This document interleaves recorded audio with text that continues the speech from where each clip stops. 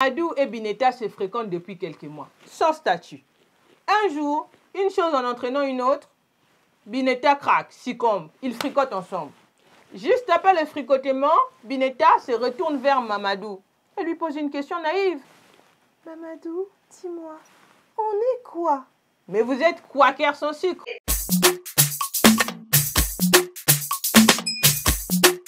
Bonjour et bonsoir à tous, c'est Grace, j'espère que vous allez bien. Welcome back to my channel.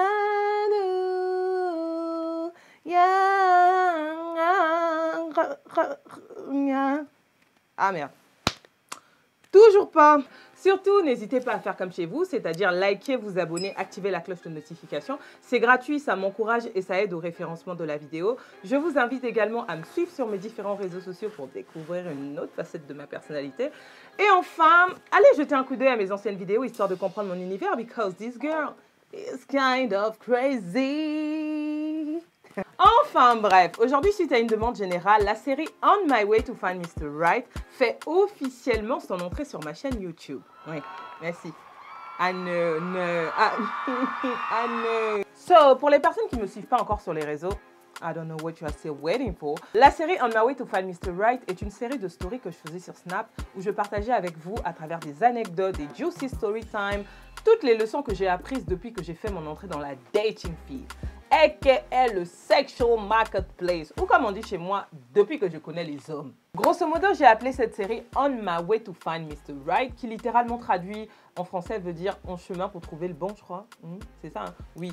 Parce que, je ne sais pas pour vous, mais en ce qui me concerne, depuis que je suis toute petite, à travers ma culture religieuse, les médias mainstream, Disney, la musique, etc., on m'a vendu l'idée selon laquelle que là dehors, in a dark wild, se promène, se balade un être humain, un individu dont je suis la côte de la côte, l'âme de la sœur, qui est censé me faire vivre le grand amour, m'accepter tel que je suis jusqu'à ce que l'amour nous sépare. Sauf qu'un, les amis, depuis que je suis rentrée dans cette affaire de love, hein, hey, the guy is nowhere to be found.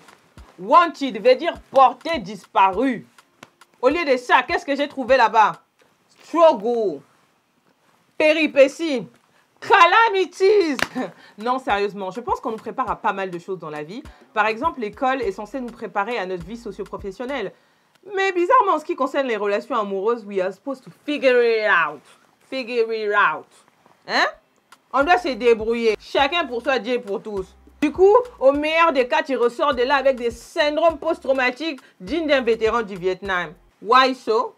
Pourquoi tant de mal? Du coup, en tant que bonne samaritaine, j'ai décidé de recenser, de documenter les expériences les plus improbables qui me sont arrivées depuis que je connais les hommes, depuis que je suis rentrée dans la dating field, ok? À travers des story time, des anecdotes, des actus, partager avec vous mes analyses, mes recherches. Oui, j'ai fait des recherches. En espérant aider les personnes qui viennent derrière moi, notamment ma petite sœur Chloé. Regarde cette vidéo.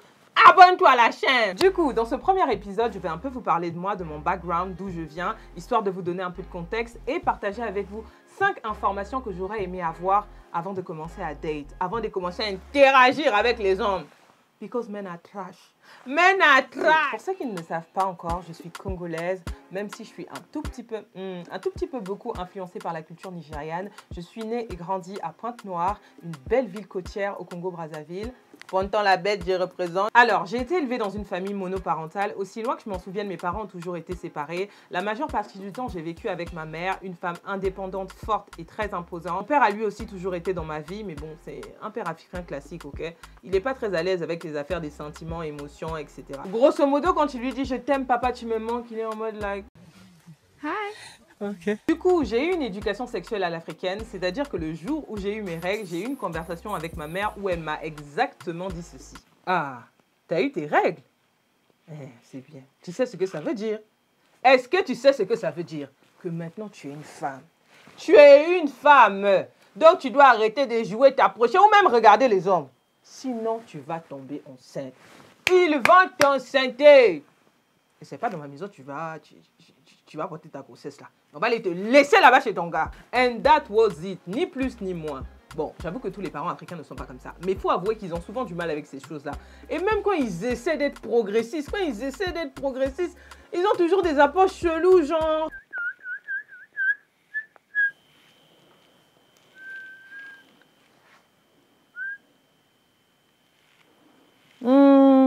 Je dis, tu as un copain? Hein? Viens, je te demande si tu as un copain. Non? Petit copain. Je n'ai pas de copain. Tu es sûr? Non, je n'ai pas de copain. Ok. Mais tu sais que tu peux m'en parler. Je suis ta mère, tu peux me faire confiance. Ah, ok. Parce que tu as la chance. Moi à l'époque, je n'avais pas la chance d'avoir une mère intellectuelle avec laquelle je pouvais dialoguer. Bien sûr que j'avais un copain. Mais excuse-moi, maman.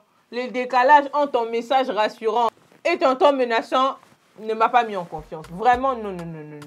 Quoi d'autre? Ah oui, j'ai commencé à date un tout petit peu avant la fin de mon adolescence et j'étais ce qu'on appelait une crazy in love, une vraie amoureuse de l'amour. Mes relations amoureuses de l'époque occupaient une bonne partie de mon esprit parce que c'était vraiment un échappatoire. À la maison, ma mère était très stricte. Elle était obsédée par le fait que je sois brillant. Et du coup, voilà, je passais mon temps à la maison à étudier, matin, midi, soir, soirée. J'avais des répétiteurs tous les jours. Du coup, mes relations, mes petits amours secrets, c'était vraiment un grand échappatoire pour moi. Du coup, je suis rapidement devenue obsédée par le sentiment amoureux. L'idée même d'être amoureuse d'une autre personne ou d'être aimée en retour. Au point où, jusqu'à environ 3 ans et demi, je n'ai jamais été célibataire. J'étais soit dans de longues relations sérieuses, soit toujours dans une situation amoureuse ambiguë quelconque. Vous voyez ce que je veux dire? So guys, I have insight. Parce que j'ai les expériences dans les compétences. Maintenant, laissez-moi vous partager 5 informations capitales que j'aurais aimé avoir avant de rentrer dans la cour de grande, de faire mon entrée dans la dating field, de commencer à interagir avec les gars. Because, as I told you, men are trash. Alors, la première information est assez évidente et j'en ai parlé dans ma vidéo sur les 10 choses que j'ai apprises dans ma vingtaine, que je vous mets ici, là. Go and check this out, ok?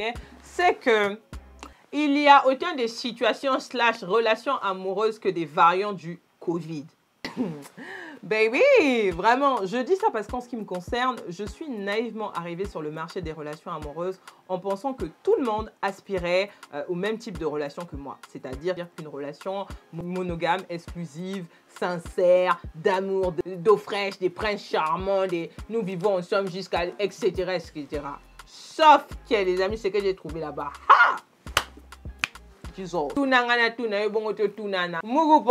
Situationship, ghosting, sex friendship. Maintenant, vous avez même polyamoureuship, side chickship. Too much. Autant que les variants du Covid. Les bons why? Et bien évidemment, toutes ces situations auront un épisode dédié dans cette série. So stay tuned, ok? Avec des juicy story time. So fun. Deuxième chose qui me semble importante, c'est de vous assurer que vous vous connaissez un minimum et que vous avez une bonne estime de vous-même, ok? Pas une très haute non plus, because narcissistic people, you know, dirigeants sont, etc. Mais surtout pas une très basse. Au pire, elle soit haute, mais pas très basse, because people will use you, dump you, bamboozle you. Oh, Jesus. Assurez-vous que vous vous connaissez un minimum. À minima, ce que vous aimez, ce que vous n'aimez pas, votre langage de l'amour, vous voulez que votre partenaire communique avec vous, ça ressemble d'être respecté par son partenaire, comment vous voulez vous sentir respecté, ce que vous tolérez, ce que vous ne tolérez pas, ce que vous êtes prête à supporter, pas à subir, parce qu'on a du mal à faire cette différence entre supporter et subir, mais ce que vous êtes prêt à supporter, ce que vous ne pouvez pas supporter. You guys need to know yourself. Alors, certaines personnes ont la chance d'avoir naturellement ces acquis. Enfin, naturellement, c'est trop dit parce que c'est pas inné. C'est tout simplement qu'ils ont été entourés par de bons modèles.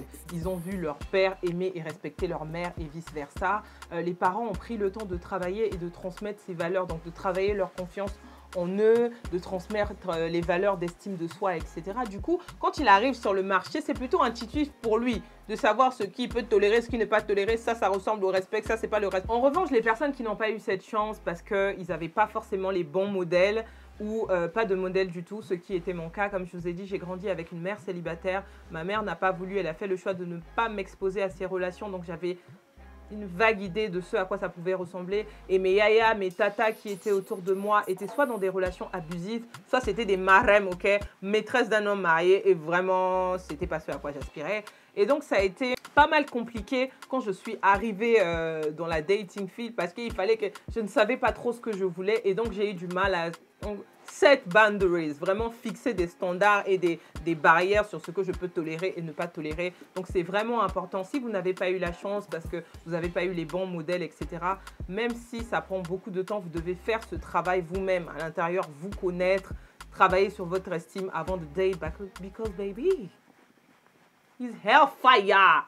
En plus, je sais que c'est pas évident en tant qu'adulte de déconstruire des habitudes qui se sont installées depuis tout petit, depuis des années, mais c'est super, super important. Donc, prenez votre temps, ok? Devinez quoi? C'est pour ça que le célibat existe. C'est pour ça, Dieu n'est pas bête. C'est pour ça qu'il a créé cette période de célibat, pour que vous appreniez à vous connaître et tout ça. So, date yourself, know yourself before dating anyone else, ok? Prends ton temps, take your time. La troisième information que j'aurais aimé avoir, c'est l'importance d'entamer une relation dans un but précis. C'est-à-dire, when you are entering dating, what is your purpose? Pourquoi faire, ok? Vraiment avoir un but précis. Les relations du style, ouais, non, on va voir où ça va nous mener. Je ne sais pas. Moi, je sais où ça te menait. Au village de si je savais. Si je savais. Non, plus sérieusement, le danger de rentrer dans une relation sans but précis, sans savoir ce que vous voulez, c'est que vous perdiez tout simplement. Il y a de fortes chances que vous perdiez en voulant matcher les attentes de l'autre, en voulant... Et vice-versa. Si toi, tu sais exactement ce que tu veux, ok? Une personne qui se cherche, qui ne sait pas trop où elle veut aller, qui ne sait pas ce qu'elle veut, ne devrait pas être la bienvenue dans ta vie. Tout simplement parce que, elle va venir dans ta vie, elle ne sait pas ce qu'elle veut. Elle va se trouver, oui. Elle va se trouver, mais devine quoi? Elle sait maintenant ce qu'elle veut, c'est bien. Sauf que, c'est pas toi. And you will cry. Cry me a river. Yeah, yeah. Cry me a river. Tu vas être là maintenant, ouais, non. Je sors d'une relation toxique. Toxique, wapi. C'est toi-même qui allais te jeter dans Fukushima. Pourquoi? Quatrième information, les amis, c'est une règle qui régule le marché des relations amoureuses. Oui, c'est un marché. On veut nous vendre ça comme étant... Non, c'est un marché. Coté en bourse, c'est un marché boursier comme ça. Spéculation sur spéculation. Les gens ne font que spéculer. Si tu as de la chance, tu gagnes les gros lots. Alors, la règle part du principe que les femmes en général, je dis bien en général parce qu'il y a toujours des exceptions qui confirment la règle, mais en général, on s'offre entièrement à notre partenaire à travers notre corps. You know, basically having sex. Yeah. Donc, surtout quand un gars te plaît énormément, il y a déjà cette alchimie, cette connexion. Quand tu mingles, quand tu t'accouples, quand tu coïtes avec lui, il y a une forme de lien qui se crée en fait. Et du coup, si la relation n'aboutit pas, voilà pourquoi tu as l'impression que ça te chouk. It depend yourself like, ha! Parce que c'est vraiment un vrai lien, tu as l'impression de t'être offerte entièrement et c'est très dur à vivre. Ça ne veut pas pour autant dire que les femmes ne peuvent pas avoir des relations mécaniques. Comment les femmes, on peut avoir énormément de relations mécaniques, sinon les prostituées seraient amoureuses de tous leurs clients. Non, ça n'a absolument rien à voir, mais c'est juste que quand il y a déjà une alchimie, une connexion, quelque chose qui se passe, des étincelles, et ben c'est comme si, quand tu fais, c'est comme si tu rajoutais le pétrole. 4 barils dessus, ça prend feu. D'un autre côté, les hommes, eux, s'offrent entièrement à travers un engagement. Après, chacun a sa définition de l'engagement. Pour certains hommes, ça peut être le mariage, juste te présenter à ses parents. Mais pour certains hommes, te présenter à ses parents, ça ne veut absolument rien dire. Déclarer que vous êtes maintenant exclusif, déclarer que tu es officiellement sa copine, plein de choses comme ça en tout cas. Ce qui fait que dans la dating field, les femmes contrôlent l'accès au sexe et les hommes contrôlent l'accès aux relations amoureuses. Voilà pourquoi on a souvent des situations du style Adou et Bineta se fréquentent depuis quelques mois, sans statut. Un jour, une chose en entraînant une autre, Bineta craque, succombe, ils fricotent ensemble. Juste après le fricotement, Bineta se retourne vers Mamadou et lui pose une question naïve. Mamadou, dis-moi, on est quoi? Mais vous êtes quaker sans sucre. Là, Mamadou commence à déverser ces fameuses paroles préenregistrées de tous les gars. Ouais, tu sais, Bineta, t'es une fille bien. C'est juste que, tu sais, depuis que mon ex est parti à l'océan Atlantique, on s'est séparés, je m'en remets pas. Du coup, je ne sais pas si j'ai pu... Là, etc., etc. That's why. Parce que Bineta avait l'impression qu'elle s'était offerte entièrement. And she was waiting for him to reciprocate. Fallait qu'il do le commitment. Donc, il n'a pas fait les commitments. That's why. C'est ce qu'on appelle les situationships, aka situation amoureuse, aka c'est compliqué. il y aura un épisode dédié dans la série. Du coup, maintenant que j'y pense, cette première règle apporte une première piste de réflexion ou des premiers éléments de réponse à la fameuse question qu'on s'est toujours posée à un moment dans une relation en mode au bout de combien de temps je peux, est-ce que si je, enfin... Du coup, je pense que c'est pas tant une question de temps, au bout de combien de temps, au bout de... C'est plus une question de moment, à quel moment je peux. Et mon conseil, if you want my advice, si t'as pas envie de te retrouver dans une politique the political crinkum, or if you like, the political higgy-haga. Dans une relation abracadabrantesque, tant que tu n'es pas pleinement sûr qu'il s'est engagé, qu'il dit the commitment, don't give the biscuits, don't give access. Prêt à toi d'évaluer l'engagement. Parce que je connais des couples où le gars était déjà pleinement engagé aux prémices même de la relation, que le fait de l'avoir fait le premier soir n'a absolument eu aucun impact sur leur relation. Du coup, ils sont restés ensemble, ils sont même fiancés. Et je connais aussi, j'ai des exemples d'amis où, baby, she make him wait, dès 3-4 mois, au bout de 4 mois, no commitment, elle a décidé de céder et bim, Mougou. Bon. La grande question, c'est comment tu sais qu'il s'y est engagé? Ah. J'ai dit que je venais avec des pistes de réflexion, des premiers éléments de réponse. Ça, là, il faut demander à vos coachs. Et enfin, la cinquième et dernière information que j'aurais aimé avoir avant de commencer à date, n'est-ce pas? C'est que il n'y a pas forcément quelqu'un pour toi là-dehors. Non, mais soyons réalistes, les amis, même si on touche du bois, ok, tous les arbres de la forêt amazonienne, tout le monde n'aura pas forcément son happy ending. Contrairement à ce que nous disent nos coachs, la télé, etc., qui nous vendent cette course au bonheur infini et l'amour utopique. Baby, is a no, no, no, no. En tout cas, il faut savoir que le marché des relations amoureuses, comme tout marché, j'appelle ça un marché où interagissent les êtres humains, est un marché très compétitif. Ah ouais, ouais, très, très compétitif. So, si tu espères gagner un gros lot ou même sortir de là seulement avec un bon lot, you need to strategize. Vraiment. Et je vous dis que les grands lots partent à la vitesse grand V. Si Michael B. Jordan, si Russell, si Denzel Washington, si Idris, ils partent comme ça, chap, chap, chap, à la vitesse grand V. Ha! En tout cas. Non, plus sérieusement, tout ça pour dire que voilà, ne concentrez pas tout votre bonheur sur la recherche de votre significant other, de votre âme sœur, etc. C'est quelque chose qui peut arriver. Préparez-vous à l'éventualité où ça arrive en vous préparant, en étant une personne saine et réceptive et qui donne envie aux autres. Mais ne soyez pas en mode « Ah, moi si je ne trouve pas l'homme, like, you go cry. Cry me a river. » Tu vas pleurer, ok? Et dites-vous tout simplement que si ça n'arrive pas, Dieu a un meilleur plan pour vous. Ouais. Et voilà les amis, c'est tout pour moi. J'espère vraiment que ce premier épisode de On My Way to Find Mr. Right vous a plu. Si c'est le cas, likez massivement la vidéo. Dites-le moi dans les commentaires. Et vous, quelles sont les informations que vous auriez aimé savoir avant de rentrer dans la dating field, de connaître les hommes? En tout cas, moi je vous laisse et je vous dis à très bientôt pour une nouvelle vidéo. Ciao!